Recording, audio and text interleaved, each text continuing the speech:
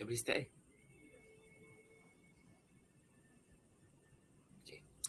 Okay, bismillahirrahmanirrahim. Assalamualaikum dan salam sejahtera. Kami daripada kumpulan 3 akan membentangkan tajuk tentang faktor perkembangan ekonomi dan kesan ekonomi pada zaman Kamakura di Jepun. Okey, sistem ekonomi Kamakura berlaku pada abad ke-12 hingga ke abad 11 Masihi, di mana sistem ekonomi ini berpusat dengan pusat perdagangan dengan China, di mana kesan daripada hubungan perdagangan antara Jepun dan China telah menyebabkan banyak barangan-barangan perdagangan dijual dan juga diperkenalkan. Contohnya seperti emas, iaitu merkuri, kipas, pedang, kayu dan barangan lain seperti kain sutera, kain brocade, wangian dan porselin. Dan ini menyebabkan hubungan perdagangan antara Jepun dan China semakin baik. Okey, oleh itu saya akan serahkan kepada Nurul untuk poin pertama. Nurul, silakan. Terima kasih, Daniel. Okey, baiklah. Poin pertama adalah Shilling Wado Kaichin. Pada permulaan zaman Kamakura ni, Maharaja dia pada waktu itu adalah Maharaja Toba mengarahkan pengeluaran mata wang yang dikenal sebagai Wado Kaichin pada tahun 708 Masihi. Walaupun Wado Kaichin ni bukanlah mata wang khusus pada zaman Kamakura, tapi ia terus digunakan untuk beberapa tempoh selepas itu.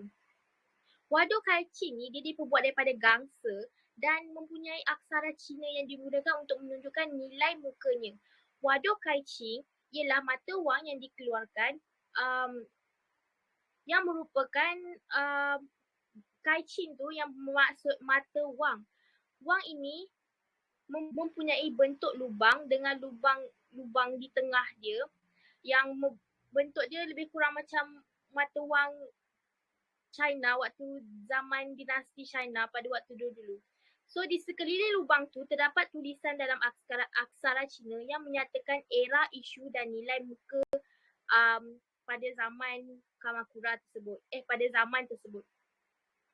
Lepas tu terdapat tulisan yang didominasikan dalam aksara Cina yang mencerminkan pengaruh kuat budaya Cina pada masa itu. Mata wang ni mempunyai nilai nominal yang rendah. Dalam tempoh itu, Jepun menerima banyak pengaruh budaya dan politik dari China. Sebab itulah salah satunya pengaruh dia tu, shilling dia ni diperbuat ada macam tengah-tengah bulat tu. Lepas tu dia gunakan aksara Cina sebab dia mendapat pengaruh daripada Cina. So semasa zaman Kamakura, sistem mata wang di Jepun terus berkembang dan berubah, mencerminkan dinamik kompleks perubahan sosial, politik dan ekonomi pada zaman itu. Seterusnya adalah Fohensen. Pada pertengahan zaman Kamakura, terdapat mata wang yang bernama Fohensen yang dikeluarkan oleh Keshogunan kerajaan pada waktu itu. Fohensen biasanya diperbuat daripada tembaga dan mempunyai lambang ciri pokok pain, simbol kuasa shogun pada ketika itu. Ianya diperbuat daripada tembaga seperti saya cakap tadi dan menampilkan dikeluarkan untuk mengatasi kekurangan duit shilling dalam tempoh zaman Kamakura pada waktu tersebut. Saya serahkan pembentangan ini kepada Syafiq.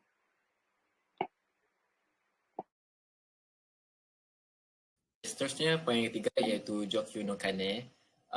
Sebenarnya kita pergi kepada istilah Jokyu no Kane ini. Okey, Jokyu no Kane ini dalam bahasa Jepun, ia diterjemah sebagai kura-kura Jakyu. Jokyu no Kane ini dia merupakan peristiwa yang terjadi pada zaman sejarah Jepun yang dikenali sebagai Jokyu War. Okey, selama zaman Kamakura di Jepun, kekuasaan Shogun Kamakura ini iaitu Minamoto no Sanetomo, ia merupakan keluarga keshogunan yang mempunyai pengaruh di istana keshogun di sana. Okey.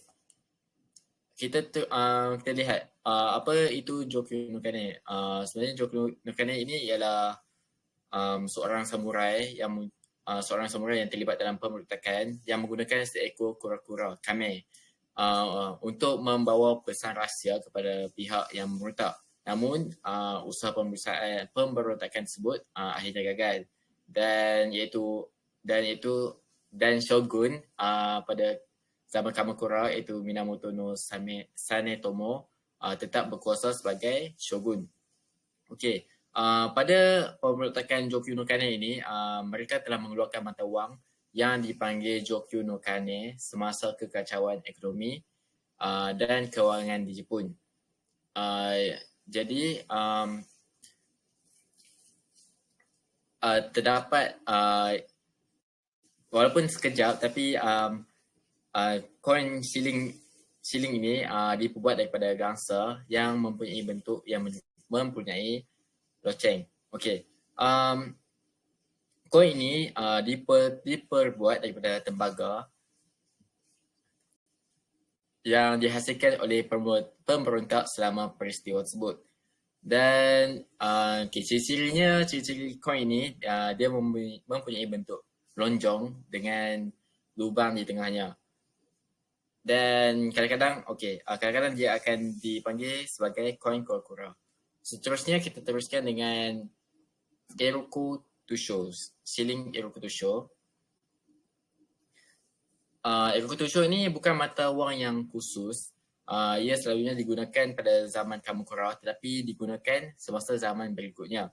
Okey, Eroku Tusho ini ialah jenis tembaga yang mempunyai ciri-ciri tertentu dan ia dikeluarkan oleh kerajaan Keshogunan Ashigawa.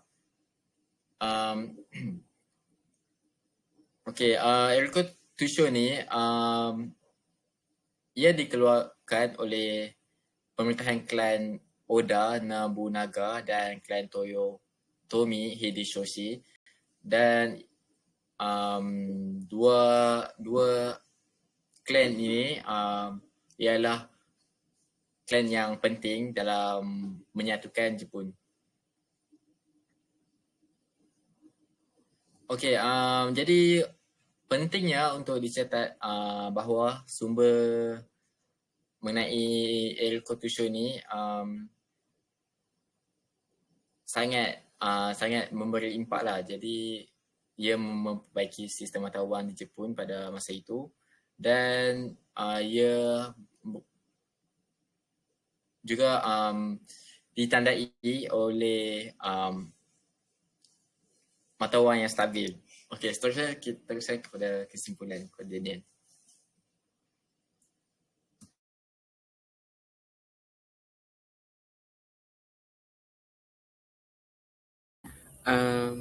Okey, kesimpulannya faktor perkembangan ekonomi di Kamakura ini telah memberi impak yang besar kepada ekonomi di Jepun, di mana bukan sahaja daripada ciptaan-ciptaan seperti duit shilling dan sebagainya yang menyebabkan perkembangan ekonomi berlaku. Malahan ia juga bergantung kepada faktor politik yang berlaku pada zaman Kamakura itu, di mana faktor politik yang bagus menyebabkan ekonomi pada zaman Kamakura itu dapat berkembang dengan lebih baik. Serta hubungan baik antara China dan juga Jepun menyebabkan barangan-barangan daripada China dan juga Jepun dapat ditukar antara satu sama lain. Sekian saja daripada kami kumpulan 3.